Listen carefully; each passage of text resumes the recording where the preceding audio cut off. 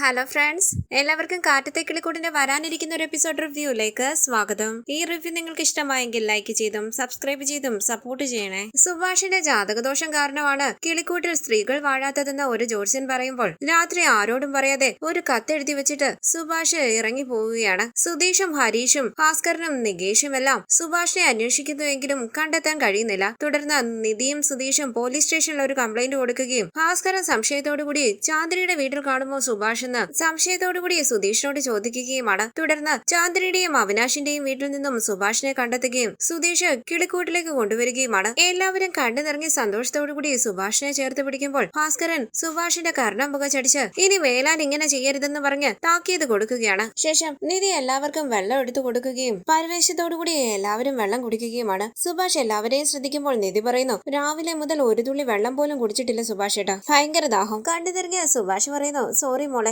ഞാൻ നിങ്ങളോട് എല്ലാവരോടും സോറി പറയുക, ഇങ്ങനെയൊക്കെ നടക്കുമെന്ന് ഞാൻ വിചാരിച്ചില്ല. ഹരീഷ് ചോദിക്കുന്നു, സുഭാഷേട്ടൻ ഈ വീട് വിട്ടു പോയാൽ പോട്ടെ എന്ന് പറഞ്ഞ് ഞങ്ങള് സന്തോഷമായിട്ടിരിക്കുമെന്ന് വിചാരിച്ചോ? നികേഷ് പറയുകയാണ്, നീ ഇത് വിളിച്ചിട്ട് പോലും ഹരീഷേട്ടൻ ഫോൺ എടുത്തില്ല, ആരും ജോലിക്ക് പോയില്ല, ഞാൻ കോളേജിൽ പോയില്ല, സുഭാഷേട്ടനെ അന്വേഷിച്ച് തിരുവനന്തപുരം മുഴുവൻ നടക്കുകയായിരുന്നു. അപ്പൊ സുധീഷ് പറയുകയാണ്, നിങ്ങൾ എല്ലാവരും എന്നെ അന്വേഷിക്കുമെന്ന് എനിക്ക് അറിയായിരുന്നു, പക്ഷെ ഇങ്ങനെ നിങ്ങൾ തകർന്നു പോകുമെന്ന് ഞാൻ അറിഞ്ഞില്ല, എന്നോട് ക്ഷമിക്ക്. നിധി ചോദിക്കുന്നു, സുധീഷ് സുഭാഷേട്ടനെ എവിടെ വെച്ചാ കണ്ടത്, എവിടെ നിന്നാ കൂട്ടിക്കൊണ്ട് വന്നത്? ഇത് കേട്ട് സുഭാഷിനെ ഒന്ന് നോക്കിയിട്ട് സുധീഷ് ചിരിക്കുകയാണ്. നികേഷ് ചോദിക്കുന്നു, സുധീഷേട്ടൻ എന്തിനാ ചിരിക്കുന്നത്? സുധീഷ് പറയുകയാണ്, നമ്മളവിടെ ഭക്ഷണവും വെള്ളവും ഒന്നും വേണ്ടെന്ന് വെച്ച് സുഭാഷേട്ടനെ അന്വേഷിച്ച് നടന്നത്, പക്ഷെ സുഭാഷേട്ടൻ എവിടെയായിരുന്നു അറിയോ? നമ്മുടെ അവിനാശിന്റെ വീടില്ലേ? നിധി ചോദിക്കുന്നു, ചാന്ദിനിയുടെ വീട്ടിലോ? അപ്പൊ സുധീഷ് പറയുകയാണ്, അതെ, ചാന്ദിനിയുടെ വീട്ടിലായിരുന്നു ഉണ്ടായിരുന്നത്, സുഭാഷേട്ടന് ചപ്പാത്തി ഉണ്ടാക്കി കൊടുക്കുകയായിരുന്നു ചാന്ദിനി. അപ്പൊ സുഭാഷ് പറയുകയാണ്, ചാന്ദിനി എനിക്ക് ചപ്പാത്തി ഉണ്ടാക്കി തന്നത് ശരിയാ, പക്ഷെ ഞാനത് കഴിച്ചില്ല, അത് കഴിക്കാൻ തോന്നിയില്ല, അപ്പൊ എനിക്ക് നിങ്ങളെ ഓർമ്മ വന്നു, അപ്പോഴേക്കും നീ വന്നില്ലേ? ഇത് കേട്ട് സുധീഷ് പറയുകയാണ്, അത് ശരി, ചാന്ദിനി ഉണ്ടാക്കി തന്ന ചപ്പാത്തി കഴിക്കാൻ ഞാൻ സുഭാഷിനെ സമ്മതിച്ചില്ല അല്ലേ?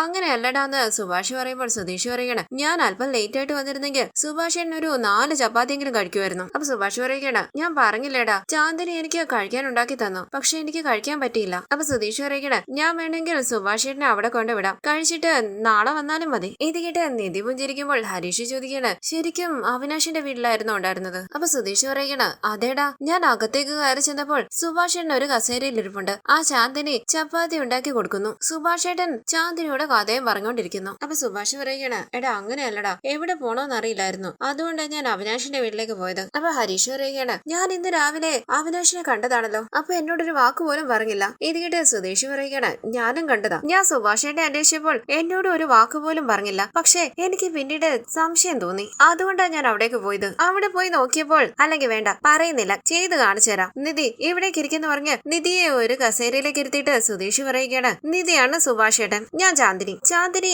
ചപ്പാത്തി ഉണ്ടാക്കി കൊടുക്കുന്നത് പോലെ സുധീഷ് അവരുടെ മുന്നിൽ അഭിനയിച്ച് കാണിക്കുകയാണ്. ഇത് കണ്ട് സുഭാഷ് പറയുന്നു, മതിയടാ, എഴുന്നേൽക്ക്, അപ്പോഴത്തെ വിഷമത്തിൽ ഞാൻ നിങ്ങളെല്ലാവരെയും വിട്ടിട്ട് പോയി, എന്റെ വിഷമം നിങ്ങളൊന്ന് മനസ്സിലാക്ക്, നിങ്ങൾക്ക് നല്ലത് നടക്കാൻ വേണ്ടിയാ ഞാൻ ഇവിടുന്ന് പോയത്, അപ്പോഴെനിക്ക് അങ്ങനെ തോന്നിയത്, സോറിടാ. അപ്പൊ സുധീഷ് പറയുകയാണ്, സുഭാഷേട്ടാ, ചപ്പാത്തി ചപ്പാത്തി എന്ന് പറഞ്ഞ് എനിക്കിപ്പം നല്ല വിശപ്പുണ്ട്, നമുക്ക് എന്തെങ്കിലും കഴിക്കാം. സുഭാഷ് ചോദിക്കുന്നു, നിങ്ങൾ ആരും കഴിച്ചില്ലേ? ഇത് കേട്ട് നികേഷ് പറയുകയാണ്, ഞങ്ങൾ എങ്ങനെ കഴിക്കുന്ന സുഭാഷേട്ടാ, രാവിലെ മുതൽ സുഭാഷേട്ടനെ അന്വേഷിച്ച് നടക്കുകയല്ലായിരുന്നു, കഴിക്കാനും കുടിക്കാനും ഒന്നും തോന്നിയില്ല. അപ്പൊ സുഭാഷ് പറയുകയാണ്, നിങ്ങൾ ഇവിടെ ഇരിക്കും, ഞാൻ പോയി എന്തെങ്കിലും ഉണ്ടാക്കി തരാം. അപ്പൊ സുധീഷ് പറയുകയാണ്, സുഭാഷേട്ടൻ അവിടെ ഇരിക്കും, ഒന്നും ചെയ്യണ്ട, ഇത്രയൊക്കെ ചെയ്തത് മതി. അപ്പൊ ഹരീഷ് പറയുകയാണ്, ഞാൻ പോയി എല്ലാവർക്കും ഉള്ള ഭക്ഷണം വാങ്ങിക്കൊണ്ട് വരാം, പോയി വാങ്ങിട്ട് വരണ.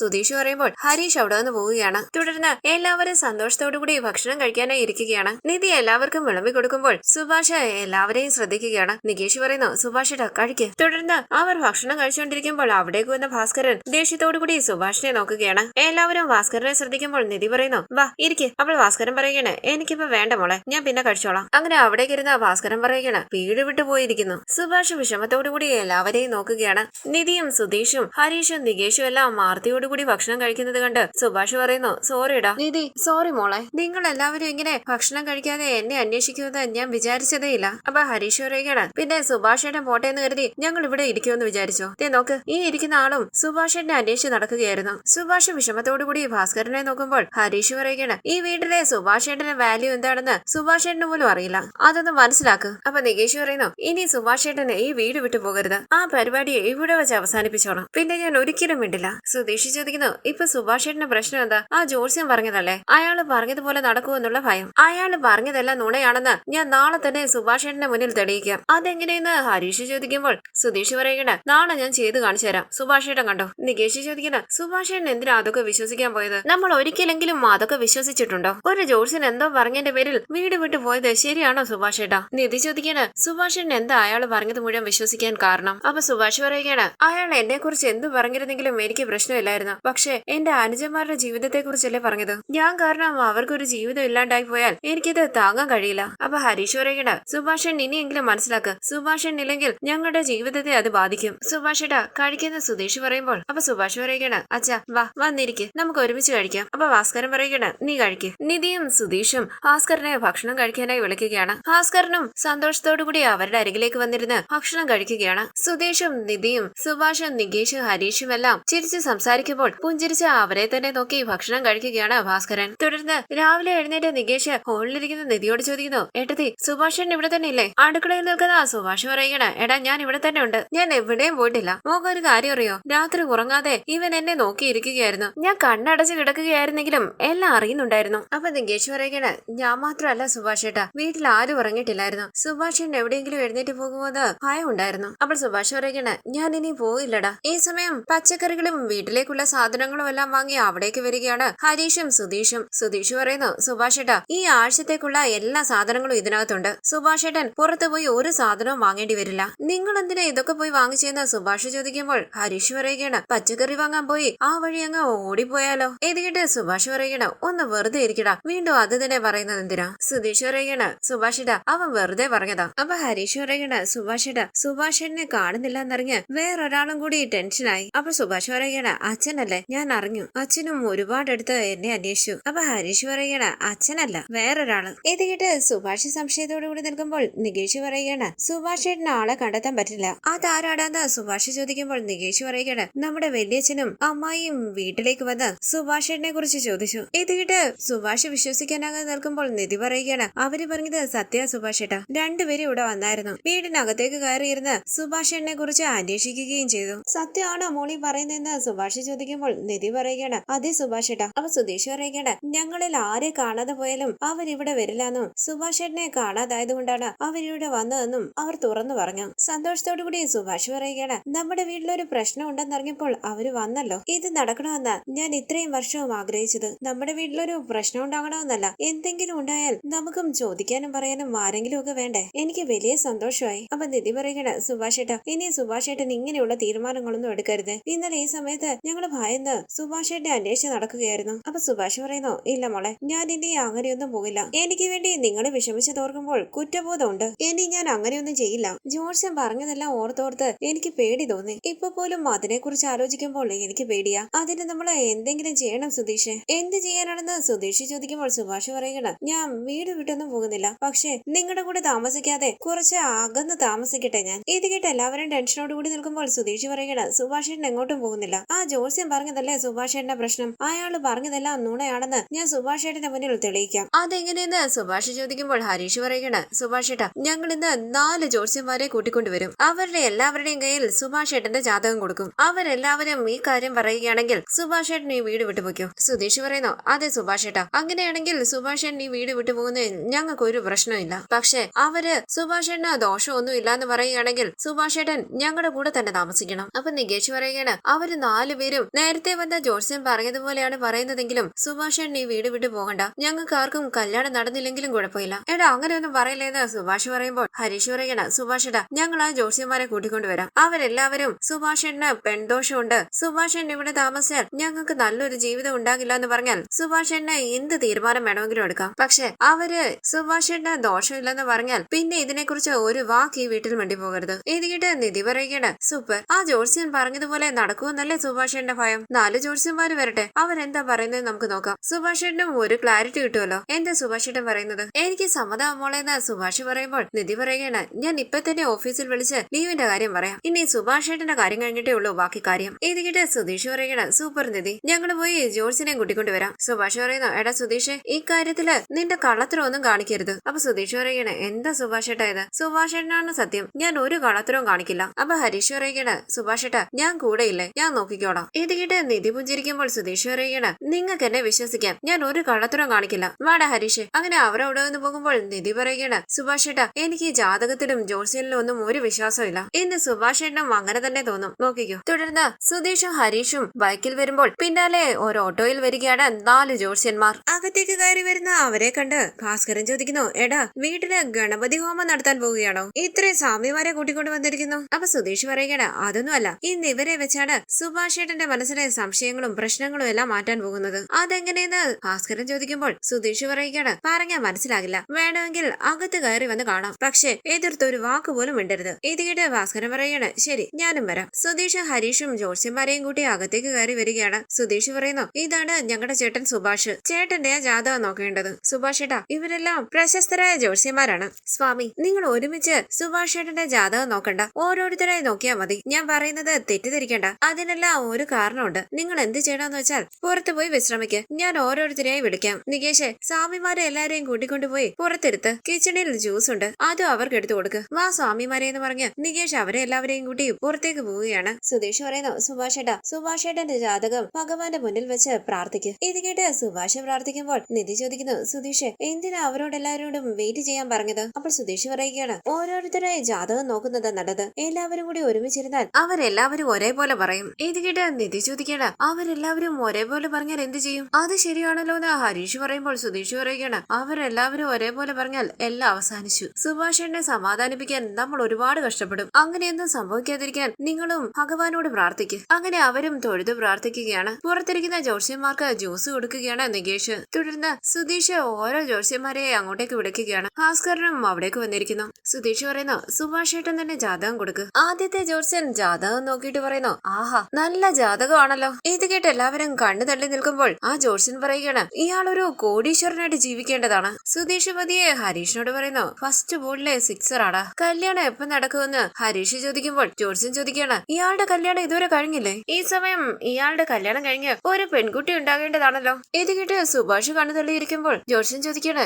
ഇതൊരു കല്യാണം കഴിഞ്ഞില്ലേ? കല്യാണം കഴിഞ്ഞിട്ടില്ല സ്വാമി എന്ന് സുധീഷ് പറയുമ്പോൾ ജ്യോത്സ്യൻ പറയുകയാണ്, അങ്ങനെ അല്ലല്ലോ, നിങ്ങൾ നിങ്ങളുടെ ചേട്ടനെ മാറ്റി നിർത്തിയെന്ന് ചോദിച്ചു നോക്ക്. ഞെട്ടി സുഭാഷ് പറയുകയാണ്, അയ്യോ സ്വാമി, സത്യമായിട്ട് എന്റെ കല്യാണം ഒന്നും കഴിഞ്ഞിട്ടില്ല. ഭാസ്കരൻ സംശയത്തോടു കൂടി മനസ്സിൽ പറയുകയാണ്, ഞങ്ങൾ അറിയാതെ ഇവൻ ഇനിയും കല്യാണം കഴിച്ചിട്ടുണ്ടോ? എല്ലാവരും സംശയത്തോടു കൂടി സുഭാഷിനെ നോക്കുമ്പോൾ സുഭാഷ് ചോദിക്കുന്നു, നിങ്ങളെല്ലാവരും എന്താ എന്നെ ഇങ്ങനെ നോക്കുന്നത്? എന്നെ ഒന്ന് വിശ്വസിക്കടാ. ചിരിച്ചുകൊണ്ട് സുധീഷ് പറയുകയാണ്, പ്രശ്നം ഒന്നുമില്ല സുഭാഷ് ഇട്ടാ, സ്വാമി ജാതകം നോക്ക്. ജ്യോത്സ്യൻ പറയുന്നു, നിങ്ങൾ നിങ്ങളുടെ കുടുംബക്ഷേത്രത്തിൽ വഴിപാടുകൾ നടത്തണം. അതുകൊണ്ടാണ് നല്ല കാര്യങ്ങൾക്കൊക്കെ തടസ്സങ്ങൾ ഉണ്ടാകുന്നത്. ഈ വീട്ടിലേക്ക് ഒരു മഹാലക്ഷ്മി വരാൻ പോകുന്നു. എത്രയും പെട്ടെന്ന് ഇയാളുടെ കല്യാണം നടക്കും. ഈ അടുത്ത കാലത്ത് ഇത്രയും നല്ലൊരു ജാതകം ഞാൻ കണ്ടിട്ടില്ല. ഈ ജാതകക്കാരൻ താമസിക്കുന്ന വീട്ടില് സന്തോഷം നിറഞ്ഞു നിൽക്കും. ഇയാളുള്ളത് കൊണ്ട് വീട്ടിലൊരു ഒത്തൊരുമയുള്ളത്. തങ്കമാണ്, തനി തങ്കം. ഈ ജാതകം അങ്ങനെ പറയുന്നത്. ഇത് കേട്ട് എല്ലാവരും സന്തോഷത്തോടു കൂടി നിൽക്കുമ്പോൾ സുഭാഷ് ചോദിക്കുന്നു, സ്വാമി എന്തെങ്കിലും ദോഷമുണ്ടോ? ഇത് കേട്ട് ജ്യോത്സ്യൻ പറയുകയാണ്, ദോഷോ?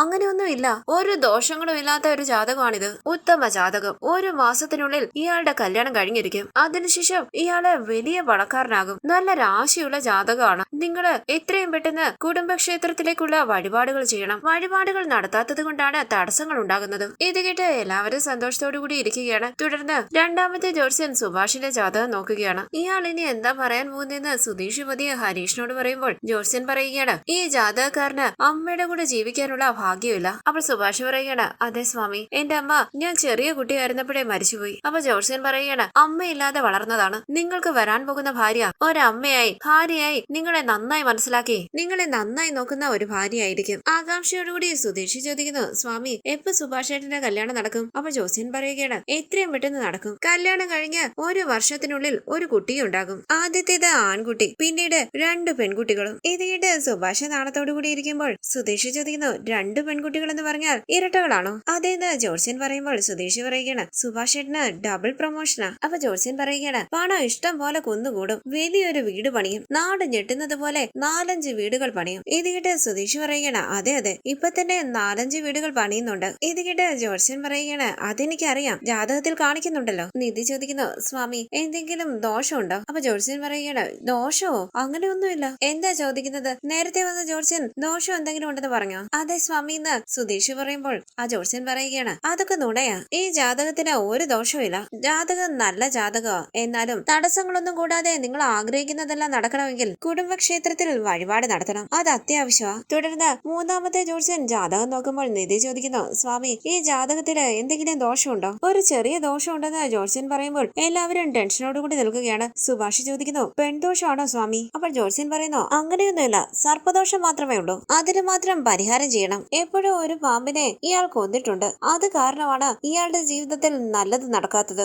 ഇത് കേട്ട് സുഭാഷ് പറയുകയാണ്, അതെ സ്വാമി, ഞാൻ 3ാം ക്ലാസ്സിൽ പഠിക്കുമ്പോൾ വീടിനകത്തൊരു പാമ്പ് വന്നു. അത് പാമ്പാണെന്ന് പോലും മനസ്സിലാകാതെ ഞാൻ അതിനെ തല്ലിക്കൊന്നു. ഇത് കേട്ട് ജ്യോത്സ്യൻ പറയുകയാണ്, അതാ പ്രശ്നം, അതാ തടസ്സങ്ങൾക്കെല്ലാം കാരണം. കുടുംബക്ഷേത്രത്തിൽ പോയി വഴിപാടുകൾ നടത്തിയാൽ സർപ്പദോഷം മാറും. നിങ്ങളുടെ കുടുംബക്ഷേത്രം ഏതാണെന്ന് ജ്യോത്സ്യൻ ചോദിക്കുമ്പോൾ എല്ലാവരും സംശയത്തോടു കൂടി മുഖത്തോട് മുഖം നോക്കുകയാണ്. തുടർന്ന് 4ാമത്തെ ജ്യോത്സ്യൻ ജാതകം നോക്കിയിട്ട് പറയുന്നു, ഇപ്പൊ ഇയാൾക്ക് ഗുരുദിശ നടക്കുക, അതുകൊണ്ടാ എല്ലാത്തിനും താമസം. ഗുരു പോയാൽ എല്ലാം ശരിയാകും. ആ ഗുരു എപ്പോഴാ പോകുന്നതെന്ന് സുധീഷ് ചോദിക്കുമ്പോൾ ജ്യോത്സ്യൻ പറയുകയാണ്, എത്രയും പെട്ടെന്ന് പോകും. നിധി ചോദിക്കുന്നു, എപ്പോഴാ കല്യാണം നടക്കുക? ജ്യോത്സ്യൻ പറയുന്നു, കല്യാണോ? 2026 ഇയാളുടെ കല്യാണം നടക്കും. വടക്ക് ദിശയിൽ നിന്നും ആയിരിക്കും ആ പെൺകുട്ടി വരുന്നത്. നല്ല തങ്കം പോലൊരു പെണ്ണ്. അവൾ വരുന്നതോടുകൂടി നിങ്ങളുടെ ജീവിതം മാറി മറിയും. ഇതേപോലെ ഭാര്യമാരും കുട്ടികളും ഒക്കെയായി സന്തോഷത്തോടുകൂടി നിങ്ങൾ എല്ലാവരും ഒരുമിച്ച് ജീവിക്കും. ഇത് കേട്ട് സുഭാഷ് സന്തോഷത്തോടു കൂടി തലയാട്ടുമ്പോൾ ഹരീഷിന്റെ തോളിലേക്കൊന്ന് തട്ടിയിട്ട് സുധീഷ് പറയുകയാണ്, സുഭാഷിനെ നോക്കി. ജ്യോത്സ്യൻ പറയുന്നു, കുടുംബക്ഷേത്രത്തിലേക്ക്